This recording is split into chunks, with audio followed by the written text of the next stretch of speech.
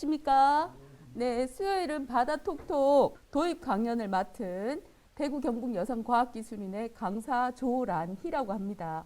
오늘은 주제가 뭐냐면 여기에 나와 있듯이 물속에서는 왜 가벼워질까라는 주제였는데 거기에 맞는 주제에 맞게 제가 오늘 여러분이랑 같이 실험할 거는 부력을 이용한 잠수함 만들기를 해볼 거예요. 그래서 여기 보면 여기 이게 메달인데 혹시 이게 무슨 메달인지 아시는 분 계신가요? 어, 네, 수학계의 노벨상 필즈상의 메달이라고 합니다. 근데 여기 이분이 누굴 것 같아요? 오늘 부력과 관련 있어요. 네, 맞아요. 이분이 아르키메데스라고 부력의 원리를 발견하신 분인데 이분은 도형과 관련해서 수학적으로도 굉장히 유명하신 분이고요.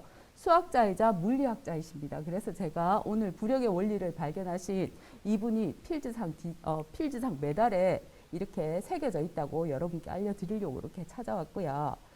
오늘 이렇게 잠수함 만들기를 왜 선택했냐면 제가 어느 조사를 하다 보니까 해양 쓰레기가 굉장히 심각하더라고요. 이 상태로 계속 가다가는 2050년에 보이시죠? 뭐가 많다고? 물고기보다 쓰레기가 더 많대요, 바닷속에. 그래서 엄청난 충격이어서 그러면 요즘에 사람들이 이렇게 심각성을 안 텐데 가만히 있지는 않을 것 같거든요. 그래서 이 쓰레기를 어떻게 처리하나 제가 조사를 해봤더니 아니나 다를까 청소선이 있어서 위에 분류하는 쓰레기는 이제 수거해서 육지로 옮긴다든지 요즘에는 조금 더 발전해서 이 청소선 안에 일부 쓰레기 처리할 수 있는 시설이 있대요. 폐 플라스틱 같은 경우에는 걔를 잘게 잘라서 다시 재활용할 수 있는 그런 원료로 만들고 나머지 쓰레기는 다시 육지로 가서 수거를 해서 거기서 처리를 하는데 중요한 거는 육지의 쓰레기랑 해양 쓰레기랑 처리 비용이 어마어마하게 차이가 있더라고요. 그래서 여기에 비가 오거나 폭우가 쏟아질 때 육지 쓰레기가 해양으로 밀려가서 바다에 이렇게 버려지는 것도 문제지만 낚시터나 이런 데 가서 뒷정리 안 하고 오는 것도 문제더라고요. 그래서 우리가 바다를 사랑하는 만큼 자기 주변 정리 그리고 쓰레기는 분리수거하고 혹시나 낚시 좋아하시는 분들은 가시더라도 뒷정리 깔끔하게 들고 집으로 오기. 그래서 집에서 분리수거하기 그 정도는 좀 하면 해양 쓰레기가 좀 줄어들지 않을까 그런 생각이 들었고요. 그 다음에 여기서 보듯이 여기 무인 자율 수거 로봇도 이제 개발돼서 이 로봇이 이제 위에 부유하는 쓰레기를 처리하는 것도 있더라고요. 그 다음에 해양 쓰레기로 업사이클링을 하는 그런 도시들도 보였고요. 그리고 마지막으로 제가 궁금했던 거는 이렇게 부유하는 쓰레기는 이렇게 위에서 걷어가고 청소선이 있어서 아니면 무인 로봇으로 하는데 바닷속이나 바닷속 둥둥 떠다니는 그런 쓰레기들은 어떻게 처리할까 조사를 해봤더니 갈고리 같은 거 있잖아요. 배에 갈고리 같은 걸 실어서 내려서 바닥을 긁든지 아니면 물인데 물살을 긁어서 끄집어냈더니 폐어망 같은 게 굉장히 많아요. 그래서 폐어망 속에 물고기가 죽거나 조개들이 폐사하거나 그런 게 굉장히 많이 보였거든요. 이런 식으로 처리를 하는 것도 어느 정도 한계가 있을 것 같고 그 다음에 더 밑에 해저에 바닥에 깔려있는 위험한 쓰레기 같은 건 어떻게 처리했으면 좋을까 하는 생각에 잠수함이 로봇처럼 무인 잠수함은 해저에 이제 관측용이나 뭐 조사용으로 무인 잠수함 실제로 이용을 하거든요. 그런 무인 잠수함에 로봇팔이라든지 이런 거 달아서 밑에서 수거해서 그 다음에 얘네를 옮겼다 왔다 갔다 하는 게 시간 걸리니까 얘를 매달아서 부력을 이용해서 위에 띄우며 위에 배에서 청소선에서 처리하게 그런 시설이 있으면 좋겠다는 마음에서 제가 오늘 잠수함에 대해서 이걸 만들려고 가지고 왔습니다. 그래서 결국은 제가 요거 때문에 잠수함 만들기를 선택을 했습니다. 그래서 일단 부력을 알려면 중력을 알아야 돼요. 그죠? 중력이랑 반대된 게 부력이니까. 그리고 난 다음에 이제 부력 잠수함을 만들어 보고 만드는 걸 끝나는 게 아니라 이 부력을 이용할 수 있는 게 우리 주변에 실제로 이용할 수 있는 게 뭐가 있을까 한번 생각하는 시간을 갖도록 해보겠습니다. 자, 중력은 다 알아요. 그죠? 우리 어린 친구들도 다 잘 알 거예요. 그죠? 지구 중심으로부터 지구가 끌어당기는 힘. 그래서 중력은 지구 중심으로 끌어당기는 힘이고 그 다음에 질량이 클수록 여기 보면 질량이 클수록 지구에 가까울수록 중력이 증가하고 있고요. 그 다음에 무게라는 개념이 뒤에 또 나오니까 이 무게에 대해서 한번 언급하고 넘어가려고요. 물체에 적용되는 중력의 크기를 무게라고 합니다. 그래서 뒤쪽에 무게가 나왔을 때 이거는 중력이랑 비슷한 개념이구나 그렇게 참고를 해서 들어주시면 되겠습니다. 지구 중심에 이렇게 지표면의 연직, 즉 90도 방향으로 이렇게 작용하는 힘이 중력이고요. 그 다음에 부력은 중력이랑 반대로 작용해요. 그래서 여기는 액체나 기체라고 하는데 실제로 유체라고 표현합니다. 그래서 유체는 액체, 기체에 속하거든요. 그래서 액체나 기체가 물체를 위로 밀어 올리는 힘인데 우리는 오늘 바다, 해양과 관련된 거니까 물 속에서 언급을 할 거고 물론 기체에도 작용합니다. 기압이라는 게 있어서 기압의 차이 때문에 헬륨 풍선이 위로 올라가요. 이것도 부력 때문이에요. 만약에 부력이 작용하지 않는다면 얘가 올라가지 않겠죠. 그래서 기압의 차이가 나는데 이게 서로 힘의 상쇄라든지 힘의 합력에 의해서 결국은 위로 떠받치는 힘이 작용해서 부력이 위로 작용할 수밖에 없고요. 그 다음에 여기서 보듯이 여기 물속이에요. 물속에서도 이렇게 물속에서 압력이 작용하는데 쉽게 말하면 수압이에요. 그죠? 근데 이 수압은 물의 깊이가 깊을수록 수압이 높아집니다. 수압의 크기가 커져요. 이렇게 사방에서 만약에 수압이 다 작용하는데 서로 상쇄되고 양옆으로 서로 상쇄되고 위에 있는 거 밑에 있는 거 힘의 합력 계산에 의해서 하다 보니 아래쪽에서 위로 올리는 이런 부력밖에 안 남더래요. 그래서 위로 올리는 물체를 위로 올리는 힘이 부력이라는 거 여러 가지 힘의 상쇄에 생각해서 마지막에 위로 올리는 힘이 좀 강해서 부력이 위로 물체를 끌어올리는 힘이다. 이렇게 알아두시면 될 것 같고 중요한 거는 부력도 있고 중력도 있는데 얘네가 부력이 크면 위에 물 위에 수면 위에 둥둥 뜨는 거고 이 두 힘이 물체에 다 작용해요. 하나는 지구 중심으로 막 끌어당기고 있고 하나는 물이 막 위로 올리고 있고 근데 누가 이기냐에 따라서 둥둥 떠든지 물속에 바닥에 가라앉든지 중간에 둥둥 떠다니든지 이렇게 결론이 나는데 중간에 물에 둥둥 떠다니는 애는 부력이랑 중력이랑 같을 경우에 중간에 떠다니고요. 그 다음에 나중에 나올 건데 물 표면에 이렇게 있는 거는 부력의 힘이 이겼다고 생각하면 됩니다. 그 다음에 바닥에 가라앉는 애도 있어요. 그거는 중력이 세서 바닥에 가라앉는다고 생각하시면 되겠습니다. 그러면 부력은 누구랑 상관 있느냐? 이런 애들이랑 상관없어요. 뭐랑? 물체의 부피랑 그 물체의 밀도. 그래서 얘네 둘이가 상관이 있는데 부피도 어떤 부피냐? 물속에 잠긴 부피라고 생각하면 되겠습니다. 왜냐하면 물에서 작용하는 게 액체에서 작용하는 게 부력이라고 했으니까 물속에 잠긴 부피만큼 부력이 작용한다고 생각하면 되겠습니다. 그러면 무게가 같은 물체일 때는 잠긴 부피가 많을수록 그 다음에 밀도는 낮을수록 얘가 가볍기 때문에 위로 둥둥 떠요. 그래서 부력의 크기가 커진다는 거. 그래서 여기서 중요하게 알 거는 부피와 밀도, 부피 중에서도 물속에 잠긴 부피랑 그 다음 이 물체의 밀도가 부력의 크기를 좌우한다는 거 그것만 알면 될 것 같습니다. 그 다음에 요거는 초등학생들을 위해서 들고 왔는데 우리 친구들이 부력을 원래는 물이 넘치고 뭐 이렇게 계산하는데 쉽게 하는 방법 이렇게 부력을 쉽게 계산하는 방법은 무게가 제일 쉽다 하더라고요. 그래서 공기 중에서 물체의 무게를 측정하고 그 다음에 물속에서 무게를 측정해서 얘네들이 빼면 이게 부력이다 이렇게 쉽게 계산하는 방법이 있으니까 초등학생들은 요걸 참고로 해서 부력 계산하는 데 도움이 될 것 같고요. 물론 고등학교, 대학교 가면 수식으로 부력을 계산해야 됩니다. 여기 보면 이제 질량어 같은데 정말 순금일까? 이게 아르키메데스가 유레카라고 외친 그 내용이죠. 그런 일화가 있는데 왕이 순금으로 된 왕관을 갖고 싶었어요. 그래서 순금을 얼마 주고 이만큼에 해당되는 이 순금을 다 써서 금세공업자를 불러서 이걸 다 써야 된다. 왕관 만들 때 너 빼돌리면 안 된다. 빼돌리면 너 사형이다. 이러면서 만들라고 시켰어요. 그래서 금세공업자가 이제 만들어서 왕한테 바쳤어요. 이거 잘 만들어 왔습니다. 봐주십시오 했더니 왕이 이제 말을 했겠죠. 너 이거 금 다 쓴 거 맞지? 그랬더니 맞다고. 나 거짓말 시킨다고 이렇게 얘기했어요. 근데 왕이 듣기로는 귀족들 사이에 떠도는 소문들이 있었어요. 이 금세공업자가 금을 빼돌리고 은을 넣었다. 이런 소문이 막 쏙떡쏙떡 하는 소문이 왕 귀에까지 들어간 거예요. 그러면 나는 내가 알 수 없는데? 그럼 누구 시키지? 그때 아르키메데스가 이 시대에 살았으니까 이분한테 맡겨야 되겠죠. 그래서 왕이 아르키메데스를 불렀어요. 너는 왕관을 찌그러뜨려서도 안 되고 요거 그대로 보존하는데 얘가 금이 다 들어있는지 아니면 다른 애가 섞여 있는지 네가 밝혀내야 돼. 안 그러면 너 사형이야. 이런 식으로 반협박을 했겠죠. 실제로 사형까지는 안 갈 거겠지만 일단은 협박을 했겠죠. 그래서 아르키메데스가 막 걱정을 했겠지. 이걸 밝혀야 되는데 어떻게 밝힐까? 막 고민하고 있다가 이제 목욕탕에 가서 이제 욕조에 물이 가득 차 있는 욕조에 들어가서 딱 앉는 순간 물이 흘러 넘쳐요. 잠깐만 내가 들어가니까 물이 흘러 넘치네. 찾았다 하고 유레카를 외칩니다. 유레카가 고대 그리스어로 찾았다는 의미거든요. 아, 찾았다. 나 드디어 밝힐 수 있다. 나 안 죽는다 이제. 왕한테 떳떳하게 밝힐 수 있다. 그래서 왕한테 찾아갑니다.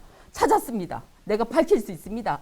그래서 이제 그 앞에서 밝히는데 금 있잖아요. 왕관에 사용된 금물 달라 하고 그 무게만큼의 금이랑 그 다음에 왕관이랑 얘네를 갖다가 물속에 넣었을 때 물이 흘러 넘친 양을 측정했대요. 그랬더니 이 왕관이 부피가 더 많아서 많이 흘러 넘쳤대요. 왜 그러냐면 금보다 은이 밀도가 낮아요. 그러다 보니까 부피가 커요. 부피가 크면 왕관이 물속에 더 넘치고 얘는 위에 떠니까 물의 양의 차이에 따라서 이제 얘가 섞였다 안 섞였다 이렇게 밝혔어요. 그래서 왕관이 이제 얘네는 은이 섞였다고 이렇게 밝혔으니까 그 금세공업자는 이제 혼났겠죠.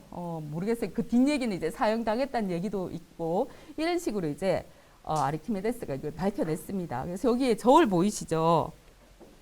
저울 보이시죠? 얘네는 보면 이렇게 더 무게가 즉 은이 섞여 있는 거는 부피가 크다 그랬어요. 그러다 보니까 여기 좀 더 위로 떠오르고 부력의 힘이 커서 위로 떠오르고 여기는 밑으로 금이 더 이제 밀도가 더 높기 때문에 무게가 더 무거워서 밑으로 이렇게 가라앉았습니다. 즉 얘네 높이 차이에 의해서 이렇게 밝힐 수도 있지만 흘러넘친 물의 양에 따라서도 밝힐 수 있다고 생각합니다. 그 다음에 이건 실제로 제가 한번 실험을 해봤어요. 이게 무게가 같은 상태일 때 여기 안에는 쇠구슬이랑 유리구슬이랑 플라스틱 구슬이 다 들어있어요. 한 곳에는 쇠구슬만 넣었고요. 하나는 유리구슬이랑 플라스틱 구슬을 넣었어요. 그래서 이렇게 비교해 봤더니 얘네가 흘러 넘치는 양이 좀 달랐고 근데 솔직히 이거보다는 물 흘러 넘친 양을 측정하는데 변인 통제가 좀 어려웠어요. 왜냐하면 그릇에 물 묻었죠. 막 흘러서 막 애들 쏟죠. 그래가지고 그 변인 통제가 어려워서 차라리 양팔 저울이 있었으면 이 방법이 좀 더 낫겠다는 생각이 들었습니다. 그래서 나중에 혹시라도 아이들이랑 실험할 때는 이런 양팔 저울이 있으면 이걸 이용하는 게 더 효과적일 것 같아요. 왜냐하면 제가 실제로 물 부피 측정하고 무게 측정했는데 너무 그릇에 묻는 양이 많고 물론 약간의 차이는 있어서 얘가 더 많구나 그래서 얘가 더 부력이 높구나 그 정도는 알 수 있었지만 이런 식으로 하는 게 더 애들한테 더 좋을 거라고 생각됩니다. 그 다음에 이제 제가 이런 식으로 했더니 막 변이 통제도 어렵고 물에 막 다 묻어 있고 그래서 찾아봤어요.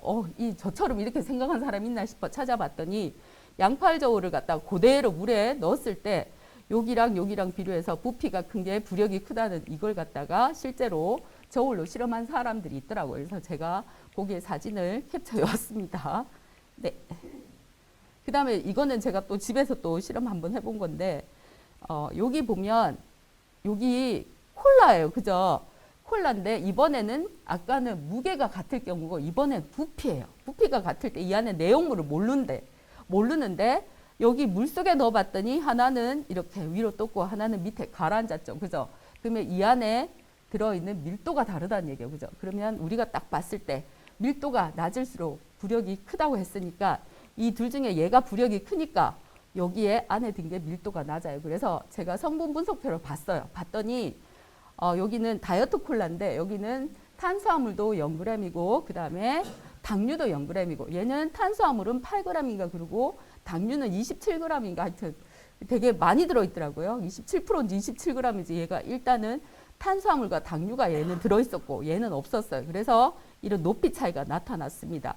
실제로 이런 C사보다는 이런 게 눈에 확 들어온 거는 P사가 더 확실히 눈에 띄었어요. 두 가지 다 해봤거든요. 그래서 혹시나 궁금하신 분은 이 두 종류 콜라를 다 사서 한번 실험해보면 제 말이 뭔지는 알아들으실 것 같습니다. 그래서 이렇게 부피가 같은 상태에서도 부력을 한번 해봤고요. 그래서 이제 무게를 측정해봤어요. 이제 이런 결과를 봤으니까 아니나 다를까 얘가 무게가 무겁죠. 얘가 무게가 가볍고 그래서 여기엔 안에 더 이렇게 이 안에는 당류가 적게 들어있기 때문에 밀도가 낮아서 부력이 셌다 이렇게 부력이 컸다 이렇게 결론을 내렸습니다. 여기 보면 비중이 1이라고 했는데 물의 비중이 1로 봤을 때 여기 부력이랑 무게가 똑같을 경우엔 얘가 중간에 떠 있고요. 무게가 즉 중력이 더 크게 작용할 때는 얘가 바닥에 가라앉습니다. 그리고 여기 보면 부력이 더 클 때는 위로 떤다고 생각하시면 돼요. 그래서 물에 잠겨 있는 물체는 물에 잠겨 있는 그 부피만큼 부력이 작용한다 했으니까 물에 잠겼을 때는 부력은 같을 거예요. 근데 얘가 얼마만큼 무게가 있느냐에 따라서 위로 떠오르든지 중간에 있든지 바닥에 가라앉든지 그 차이를 나타낸다고 생각합니다. 이번엔 잠수함인데 잠수함 여기에 보면 여기에 탱크가 있어요. 이 안에 물이 들어가고 안 들어가고 이 차이에 따라서 이제 물 속에 가라앉았다가 물 속에 가라앉을 때는 이 탱크 안에 물을 채워야 되고 위에 떠오르고 싶으면 여기 물을 빼내서 그 공간을 확보해서 위로 떠올라야 돼요. 그래서 잠수함은 이런 원리로 올라갔다 내려갔다 하는데 우리가 좀 이따가 나중에 잠수함 실험할 때 그 이유를 알 수 있을 거예요. 그래서 저거 실험해 보면 이제 여기에 부력과 관계된 걸 이해하실 수 있을 것 같습니다. 이렇게 물이 들어가고 물이 나가고 이걸 이용을 해서 올라갔다 내려갔다 할 겁니다. 네, 이거는 우리나라 잠수함 군용 잠수함인데 여기 도산 안창호 잠수함이 최근 건데 얘는 우리나라 순수한 기술로 만들었대요. 그래서 얘를 갖다가 2024년까지 한 두세 척 뭐 더 건조할 계획이다 이렇게 있고요. 이 잠수함 군용 잠수함 말고 레저용 잠수함도 있고 그다음에 좀 전에 무인 잠수함이라 그랬죠. 해양 탐사하는 그런 잠수함도 있는데 레저 잠수함은 여러분 아마 제주도 가면 한 번씩 타봤을 것 같아요. 제주도에 있는 그 잠수함이 레저용인데 1988년도에는 단순히 이제 특별한 사람들을 실어 나르려고 만들었는데 2000년대 들어와서 그걸 레저용으로 이제 이용했다 하더라고요. 그래서 일반 사람들이 거기에 잠수함에 들어가서 체험 활동하고 그런 게 2000년대부터 가능했다고 합니다. 그 다음에 이건 배예요. 배도 마찬가지로 부력의 원리를 이용했겠죠. 여기는 안 보이는데 이 밑에 평형수라고 물을 담는 곳이 있어요. 그래서 이 평형수를 물을 채웠다가 물을 뺐다가 해서 이 전체적인 무게를 유지시킨다고 합니다. 왜냐하면 배들이 사람을 싣거나 실어 나르거나 여행객들을 실어 나르거나 아니면 컨테이너 박스를 실어 나르거나 할 때 그걸 계속 싣고 다니지는 않을 거란 말이에요. 얘를 내려놨다가 올렸다가 하면 무게 차이가 나겠죠. 그죠? 그래서 이 무게 차이를 갖다가 이 물 평형수를 맞춰서 배의 균형을 잡는다고 합니다. 이것도 또한 부력의 원리를 이용한 거겠죠. 그죠? 그리고 마지막으로 이제 부력을 이용한 예가 여러 가지가 있는데 물고기는 불에를 이용해서 부력을 이용할 것 같고 수영할 때 내 몸이 날씬한 사람보다 통통한 사람이 밀도가 낮아서 위에 더 잘 뜬다. 그래서 실제로 수영할 때 보면 좀 통통한 사람들이 더 잘 떠요. 저도 잘 뜨더라고요. 네. 그 다음에 헬륨 풍선 말했죠. 물속에서만 부력이 작용한 게 아니라 기체에서도 공기에서도 부력이 작용한다는 거. 그래서 얘가 위로 떠받치는 힘 때문에 헬륨 풍선이 위로 둥둥 간다. 배는 아까 좀 전에 평형수, 잠수함, 아쿠아로빅도 마찬가지인 것 같아요. 근육에 관절에 물이 있을 때 물속에서 이제 운동을 하면 이 부력 때문에 내 몸에 무리가 적게 가서 이것도 부력을 이용한 것 같고요. 그 다음에 해양 쓰레기 수거 같은 것도 부력을 이용해서 잠수함을 만들든지 이렇게 하면 되는데 마지막으로 여기서 질문을 하나 제가 하면서 이제 만들기 체험을 할 겁니다. 여기 보면 날계란이라고 가정을 했을 때 물도 있어요. 계란도 있어요. 그러면 둘 다 똑같은 계란이기 때문에 물량도 똑같고 그러면 둘 다 밑에 바닥에 가라앉겠죠. 물론 신선하지 않은 달걀은 위로 뜨겠지만 얘는 신선하다고 가정했을 때 물에 넣으면 둘 다 가라앉아요. 그죠? 근데 제가 여기 물에다가 어떤 조치를 취해서 이 둘 중에 하나의 계란을 뜨게 할 거예요. 그러면 어떻게 해야지 이 계란이 둘 중에 하나는 뜰까요? 맞아요. 왜 그럴까요? 네, 밀도죠. 그죠?